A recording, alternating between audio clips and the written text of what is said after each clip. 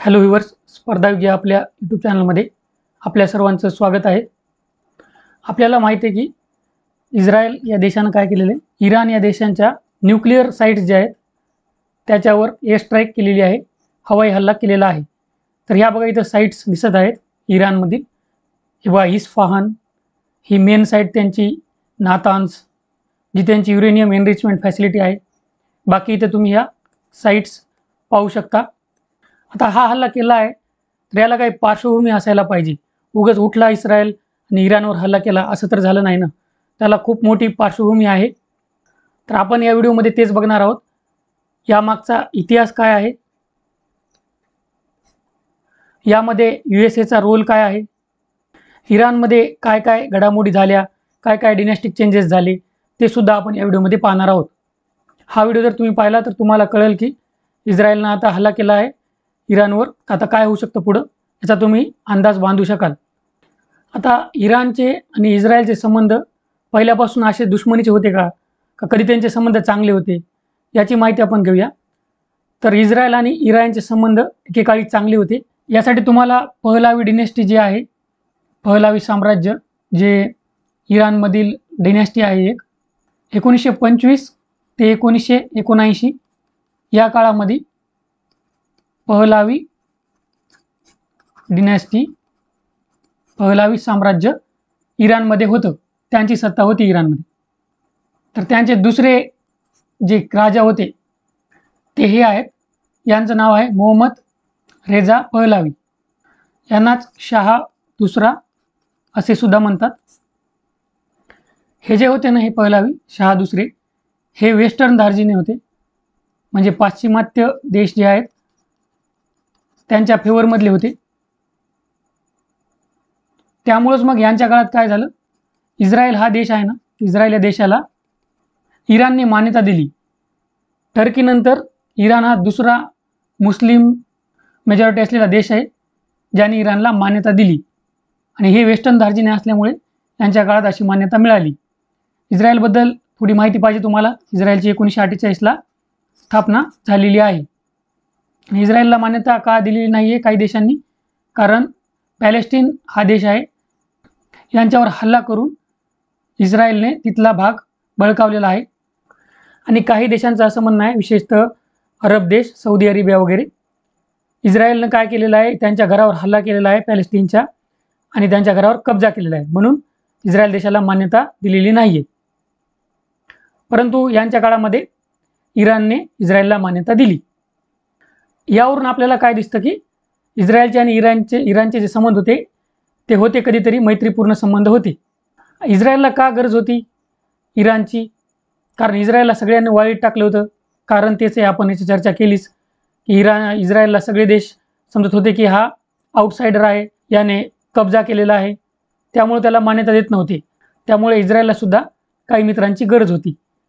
तर ते मित्र इस्रायलला सापडले, इराण आणि तुर्की आहे, तेव्हाचा टर्की, या देशामध्ये.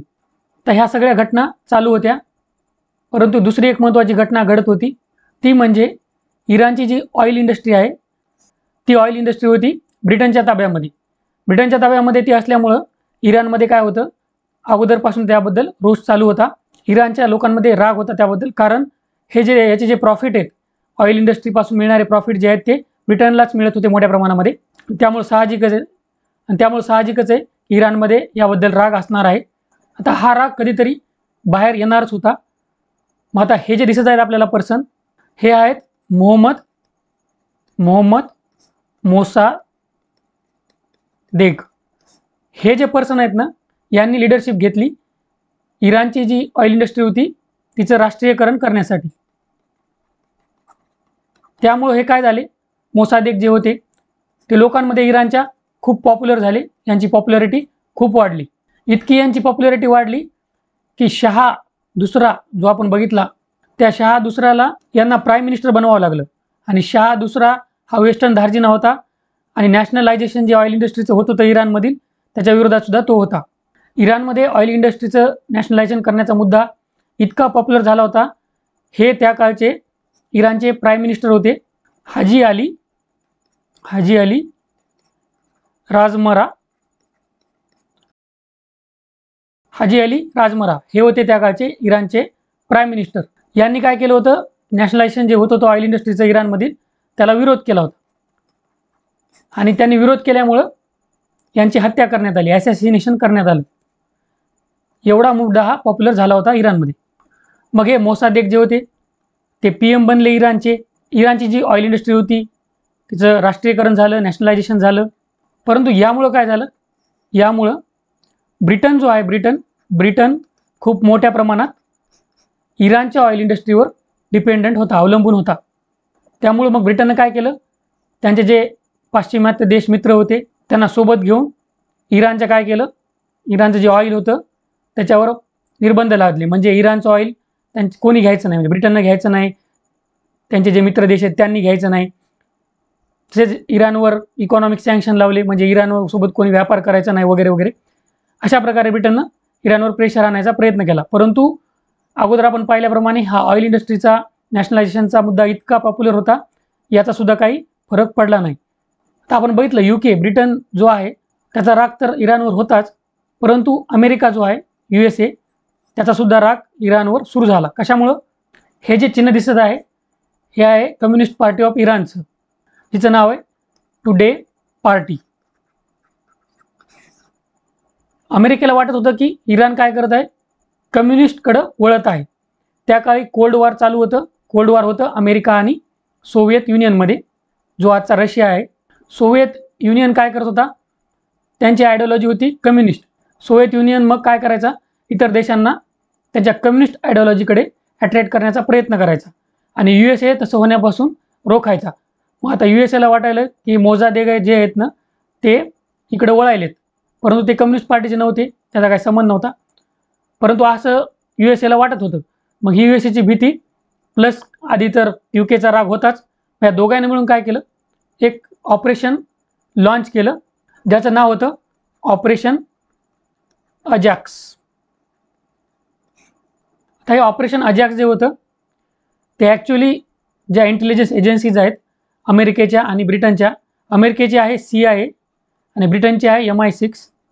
तर ह्या ज्या एजन्सीज आहेत त्यांनी लॉन्च केलं होतं. त्यांनी काय केलं, इराणमधले जे मिलिटरी ऑफिसर आहेत त्यांना लाच द्यायला सुरू केलं. इराणमध्ये दंगे वगैरे भडकवण्यासाठी फंडिंग द्यायला सुरुवात केली आणि जो प्रोपगंडा होता मोसादेक विरुद्ध तो पसरवायला सुरुवात केली. आणि आपल्याला माहीतच आहे शहा तर होताच, शहा दुसरा जो होता तो फेवरमध्येच होता, तर त्याचासुद्धा सपोर्ट असणारच आहे. आता हे मोसादेक जे आहेत त्यांची पॉप्युलरिटी इतकी होती की लोकांनी काय केलं, त्यांना सपोर्ट करणं सोडलंच नाही. त्यामुळं शहा 2 जो होता त्याला शेवटी पळून जावं लागलं, इराण सोडून पळून गेला तो. परंतु वर्ल्ड अफेअर्समध्ये एक गोष्ट आहे, जेव्हा जेव्हा हे वेस्टर्न पॉवर जे आहेत, पाश्चिमात्य देश आहेत, हे ठरवतात ना काय करायचं, ते एकत्र येतात आणि त्यांचा जो प्लॅन आहे तो पूर्णत्वास नेतात, म्हणजे नेतात. तर असा त्यांचा जो प्लॅन होता, सुरू केला होता त्यांनी, मिलिटरी ऑफिसरला लाच देणे, दंगे भडकवणे वगैरे वगैरे. तर ह्या गोष्टीला त्यांना यश मिळालं आणि मग काय केलं त्यांनी, मोसादेक यांना अटक करून टाकली आणि 1967 पर्यंत हे अटकेतच होते आणि तिथं अटकेतच त्यांचा मृत्यू झाला. आता पुन्हा आले हे मोहम्मद रेजा पहलवी. आता यांना विरोध करणारं कोण नव्हतं, तर यांच्याकडं फुल पॉवर्स होती आणि पुन्हा हे वेस्टर्न दार्जिने असल्यामुळं अमेरिका, ब्रिटनला, इस्रायलला सुद्धा या गोष्ट चांगलीच होती. मग आता यांनी काही चांगली कामं केली. चांगली कामं म्हणजे आता ते वेस्टर्न दार्जिने होते, त्यांना त्या वेस्टर्न देश जे होते UK, अमेरिका, त्यांना खुश करण्यासाठी काहीतरी करावं लागेल. मग त्यांनी काय केलं, इस्रायलची एम्बॅसी जी आहे ती इराणची राजधानी तेहरानमध्ये स्थापन केली. तसेच त्यांनी व्यापार, दोन देशांमधला जो व्यापार आहे तो वाढण्यास प्रोत्साहन दिलं. आणि एवढंच नाही तर इराणमधून इस्रायलमध्ये ऑइल ट्रान्सफर करण्यासाठी पाईपलाईनसुद्धा स्थापन केली. हे तर चालू होतंच, परंतु मिलिटरी आणि सिक्युरिटी फ्रंटवर सुद्धा सिक्रेटली दोघांमध्ये कोऑपरेशन चालू होतं. आणि हे गुप्तपणे कशामुळे चालू होतं, कारण दुसऱ्या देशांना कळालं असतं, अरब देशांना, की इस्रायलसोबत इराण गुप्त मिलिटरी आणि सिक्युरिटी कोऑपरेशन करत आहे, तर ते सर्व देश इराणवरच भडकले असते. मग इराणला सध्या ते परवडणार नव्हतं, त्यामुळे इराणनं काय केलं, हे गुप्तपणे चालू ठेवलं. त्याचं एक उदाहरण पाहायचं झालं तर जशी भारताची रॉ एजन्सी आहे, इंटेलिजन्स एजन्सी, तशी इराणची आहे सावक आणि इस्रायलची आहे मोसाड. तर या मोसादनं काय केलं, सावक जी इंटेलिजन्स एजन्सी इराणची आहे तिच्या स्टाफला प्रशिक्षण देण्याची सुरुवात केली. म्हणजे बघा यांचं कोऑपरेशन किती वाढलं होतं ते. आता आपल्याला पाहावं लागेल 1979 मध्ये जे इराणचं रिव्होल्युशन झालं इराणमध्ये ते काय होतं. या इराणियन रिव्होल्युशननं जो शहा दुसरा होता त्याला इराणमधून हाकलून लावलं. शहा दुसरा जो होता त्याच्याबद्दल लोकांच्या मनात राग होता, कारण शहा दुसऱ्यानं काय केलं होतं, जो पॉप्युलर लीडर होता मोजादेक त्याच्या विरुद्ध UK आणि US सोबत मिळून कट रचला होता. लोक काही येडे नाहीत, लोकांना कळाली होती ती गोष्ट. आणि एवढंच नाही तर सावक जी इंटेलिजन्स एजन्सी बघितली आपण इराणची, त्या एजन्सीला हाताशी धरून जो कोणी शहाचा विरोध करील त्याला जेलमध्ये टाकायचं, मारून टाकायचं, टॉर्चर करायचं, हा कार्यक्रम सुरू केला. कित्येक पॉलिटिकल पार्टीज बॅन करून टाकल्या शहानं, कारण ते शहाचा विरोध करत होत्या म्हणून. आणि दुसरं काय झालं, इराण ही इस्लामिक कंट्री आहे. शहा वेस्टर्न धार्जी नव्हता. पाश्चिमात्य देशांच्या धोरणाकडे झुकल्यामुळं काय झालं की काही पावले अशी उचलली गेली जी इस्लामिस्ट प्रिन्सिपलच्या विरुद्ध होती. तसेच काय झालं, शहरांचा विकास जास्त झाला आणि खेड्यांचा विकास कमी झाला. म्हणजे शहरे आणि खेडे यांच्यातली दरी वाढली. आणि मग इस्लामच्या विरुद्ध प्रॅक्टिसेस सुरू झाल्यामुळं काय होणार, मौलवी जे आहेत ते ॲक्शन घेणार. हे मौलवी आहेत शिया पंथाचे. इराणमध्ये शिया पंथच आहे, हे तुम्हाला माहीत असेल. यांचं नाव आहे बघा अयातोल्ला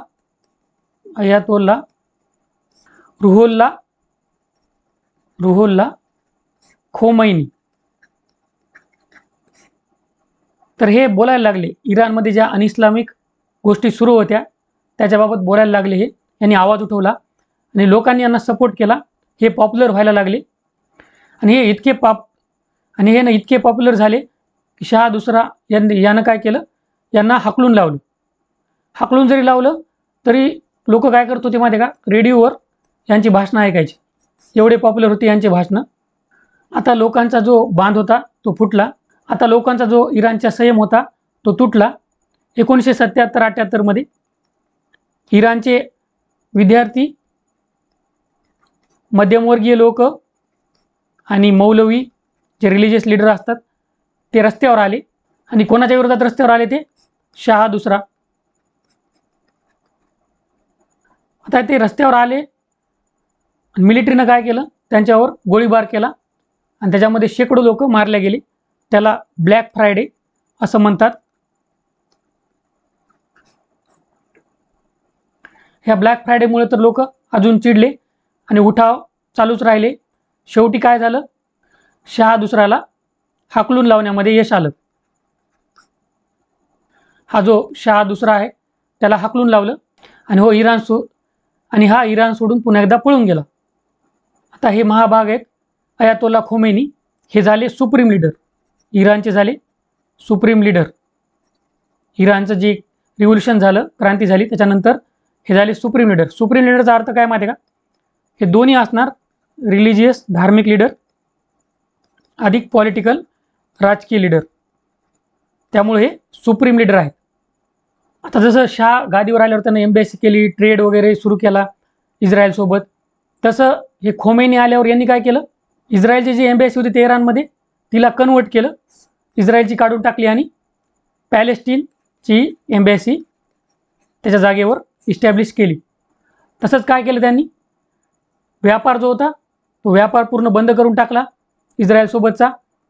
आणि जे विमानाचे रूट्स होते, विमानं नाही बरं का, विमानाचे जे रूट्स होते तेच कॅन्सल करून टाकले. म्हणजे काही संबंधच नाही इराण आणि इस्रायलमधून विमानानं जायचा. आणि हे खोमेनी जे आहेत त्यांना काय करायचं होतं, पॅलेस्टीनचा कॉज आहे ना, पॅलेस्टीनचा तर तुम्हाला सांगितलं मी इश्यू काय आहे, तर इस्रायलनं पॅलेस्टीन बळकावलेलं आहे. त्याची जी पूर्ण कहाणी आहे ती आपण पहिलेच पाहिलेली आहे व्हिडिओमध्ये, त्याची लिंक तुम्हाला खाली डिस्क्रिप्शन बॉक्समध्ये मिळून जाईल. मग यांना काय करायचं होतं, पॅलेस्टीनचा जो इस्रायल पॅलेस्टीनचा वाद चालू होता त्याच्यामध्ये यांना इंटरव्हेन करायचं होतं. नुसतं हस्तक्षेप करायचा नव्हता, तर त्यांना लीडर बनायचं होतं. त्याच्यामुळे त्यांनी काय केलं ते पाहूया आता. तर खोमेनी यांनी काय केलं, एक रेजिस्टन्स ॲक्सिस म्हणून स्थापन केला. म्हणजे अगोदरच इस्रायल विरोधात काही ग्रुप होते, तर त्यांना काय केलं, यांनी एका इन्फॉर्मल ग्रुपमध्ये आणलं, ज्याला रेजिस्टन्स ॲक्सिस असं म्हटलं जाते. त्याच्यामध्ये बघा येमेनचे होते हौती, लेबेनॉनचे जे होते ते हेजबोल्ला, न्यूजमध्ये तुम्ही ऐकत असाल हेजबोल्ला वगैरे, आणि इराक जो आहे त्याचे इस्लामिक रेजिस्टन्स, हे असं त्यांनी रेजिस्टन्स ॲक्सिसला सपोर्ट केला, रेजिस्टन्स ॲक्सिस स्थापन केला खोमेनी यांनी. आणि यांचं काम काय होतं, तर इस्रायलवर छोटे मोठे हल्ले करत राहणे. जसं इराणनं इस्रायल विरोधी कारवाया करणाऱ्या काही संघटनांना सपोर्ट केला, तसं इस्रायलनं सुद्धा इराणमध्ये सुद्धा काही असे ग्रुप होते जे इराण विरोधी होते, त्यांना सपोर्ट करायला सुरुवात केली. म्हणजे असं म्हणू शकता तुम्ही की इराणमध्ये जे टेररिस्ट मानले जात होते, जसं की त्याच्यामध्ये काही नावं बघूया आपण. मोजाहिद्दीन ए खल्क MEK, सुन्नी ग्रुप्स होते. आता इराण जी आहे ती शिया कंट्री आहे, ज्यामध्ये काही सुन्नी लोक असतात, त्याच्यामध्ये काही सुन्नी लोक आहेत. सिस्तान व बलुचिस्तान हे साऊथ ईस्टला इराणच्या प्रांत आहेत त्याच्यामध्ये. तर त्यांना इस्रायलनं सपोर्ट करायला सुरुवात केली इराणमध्ये टेररिस्ट ॲक्टिव्हिटीज करण्यासाठी. तसेच इराकच्या कुर्दिस्तानमध्ये एक आर्म ग्रुप आहे कुर्ड म्हणून, तर या लोकांना सुद्धा इस्रायलनं सपोर्ट केला, कारण हे कुर्द लोक जे होते ते इराणमध्ये दहशतवादी कारवाया करायचे. आता बघूया इराक आणि इराणमधलं जे युद्ध झालं होतं 1980 ते 1988 या काळामध्ये, त्याचं बॅकग्राऊंड आपण पाहूया.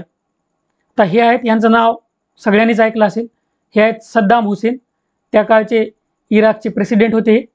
आता इराणमध्ये जे रिव्होल्युशन झालं, सद्दाम हुसेनला काय वाटलं, आता इराण झाला वीक, आता काय करूया आपण, इराणवर करू हल्ला. आणि इराक आणि इराणमध्ये बॉर्डर डिस्प्यूट चालूच होते. हे बघा, हे इराक आहे आणि हे इराण. तर जो खुजेस्तान एक प्रोव्हिन्स होता, प्रांत म्हणजे आहे तो, हा जो प्रांत आहे ना, हा प्रांत ऑइल रिच आहे. इराणचा प्रांत आहे, तर इराकला हा काबीज करायचा होता. मग इराकला म्हणजे सद्दाम हुसेनला काय वाटलं, आता इराण वीक आहे, आता हल्ला करून आपण हे मिळवून टाकू. तसंच इराकला सद्दाम हुसेनला काय भीती होती, तर इराणमध्ये आता खोमेनी लीडर झाला होता, सुप्रीम लीडर. मग त्यांनी काय केलं होतं, ते शिया पंथाचे होते. मग पूर्ण देशात जिथं जिथं शिया पंथाचे लोक असतील त्यांना यांनी सपोर्ट करायला सुरुवात केली.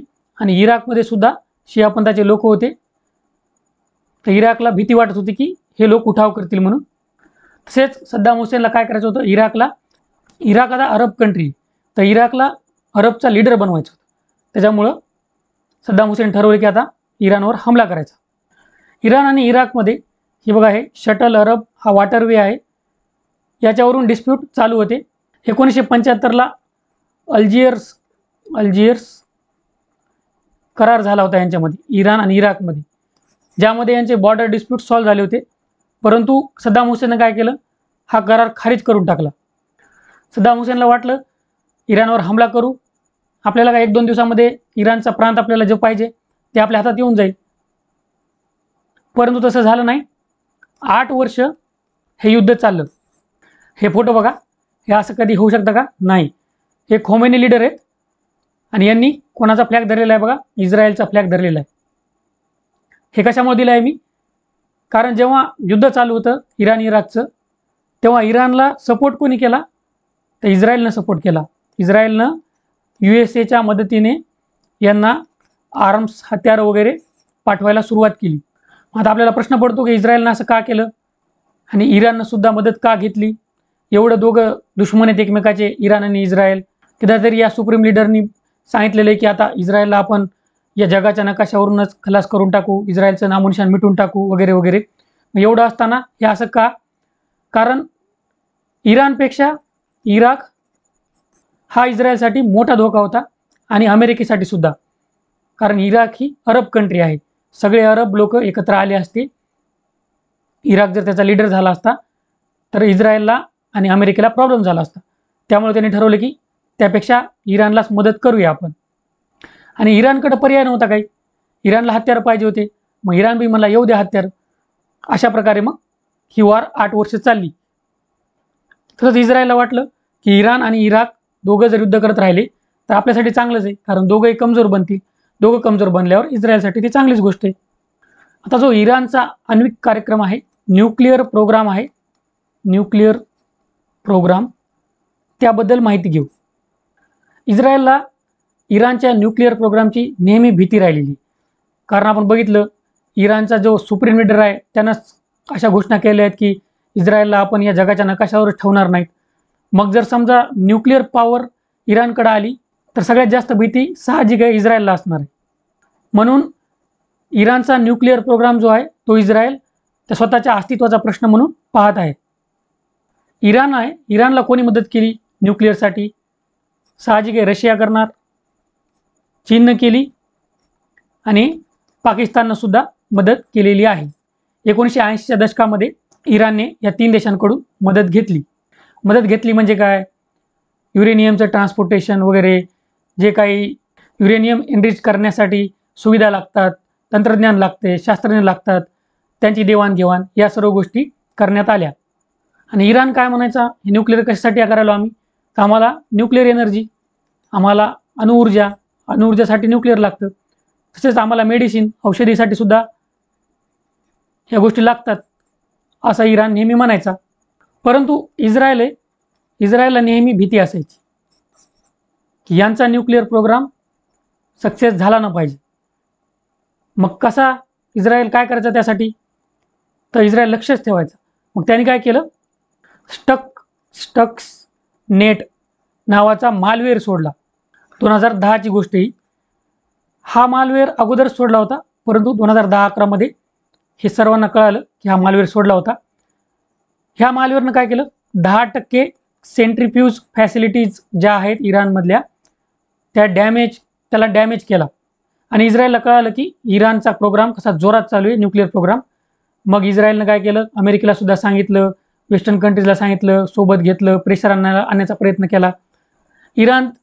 इस्रायल काय करतं, इराणचा न्यूक्लिअर प्रोग्राम सक्सेस होऊ नये म्हणून एकतर हे असे सायबर हल्ले करतं आणि दुसरं म्हणजे कोव्हर्ट ऑपरेशन करतं.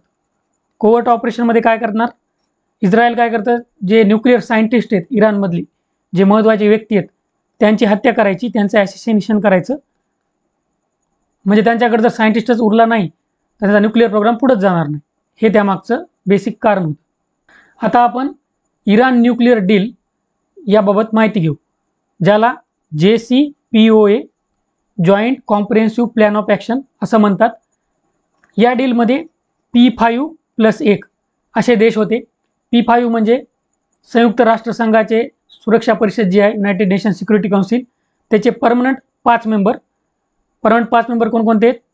UK, USA, चीन, रशिया आणि फ्रान्स. हे 5 मेंबर. आणि एक म्हणजे कोणता? जर्मनी. ही डील काय होती, इराणवर जे सँक्शन लावले होते वेस्टर्न कंट्रीजनं. आता जेव्हा जेव्हा इराण काय करत होता, न्यूक्लिअर फॅसिलिटी एनरिच करत होता, तेव्हा तेव्हा इस्रायल काय करत होता, वेस्टर्न कंट्रीजला सँक्शन लावायला भाग पाडत होता. USA, UK आणि अजून काही ज्या वेस्टर्न कंट्रीज आहेत, फ्रान्स, जर्मनी, त्यांना. परंतु इराणसारख्या ऑइल रिच कंट्रीजवर सँक्शन लावणे हे परवडणारे नव्हते. त्यामुळं मग काय, ही जी डील आहे ही डील करण्यात आली.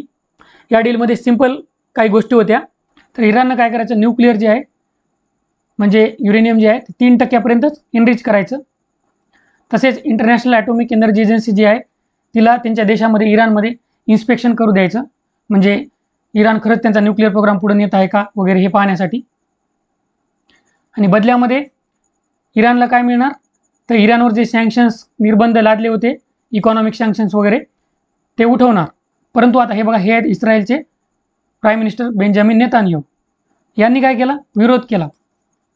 यांनी विरोध कशामुळे केला, एकतर इराणच्या न्यूक्लिअर प्रोग्रामवर बॅन नव्हता, या डीलने फक्त इराणचा न्यूक्लिअर प्रोग्राम डिले होणार होता. दुसरं म्हणजे या प्रोग्राममध्ये किंवा या डीलमध्ये बॅलिस्टिक मिसाईल्स, बॅलिस्टिक क्षेपणास्त्रे यांचा समावेश नव्हता. आणि तिसरं म्हणजे जे रेजिस्टन्स ॲक्सिस होता त्यांना सपोर्ट करण्याचं इराणनं सोडलं नव्हतं. रेजिस्टन्स ॲक्सिसबद्दल आपण माहिती घेतलेली आहे, त्याला इराणनं सपोर्ट करणं सोडलं नाही. ते असे 3 कारणे होती, म्हणून यांना हे मान्य नव्हतं.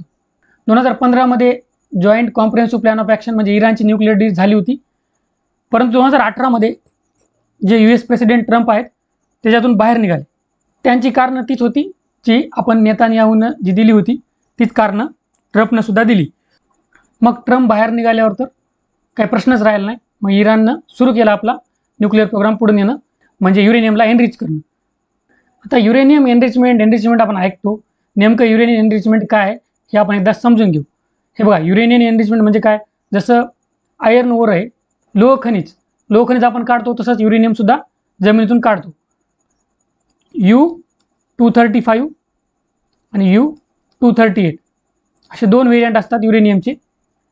जे आपण काढतो ना त्याच्यामध्ये 99% हे असतं U-238 असतं आणि खूप थोड्या प्रमाणात 1%च U-235 असतं.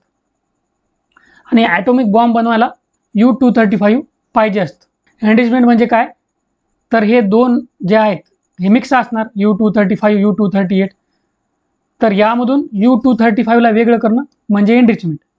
हे वेगळं कसं केलं जातं, तर U-235 जे आहे तो थोडा हलका असतो, U-238 थोडा जड असतो. तर याचा फायदा घेऊन सेंट्रीफ्यूज करून त्याला ढवळून हे वेगळं केलं जातं. हे बघा, ही सेंट्रीफ्यूज फॅसिलिटी आहे. याच्यामध्ये खूप सारे सेंट्रीफ्युजेस असतात आणि एकदम जोरात फिरवले जातात. ती किती 1,00,000 RPM काहीतरी पर मिनिट त्याची स्पीड असते.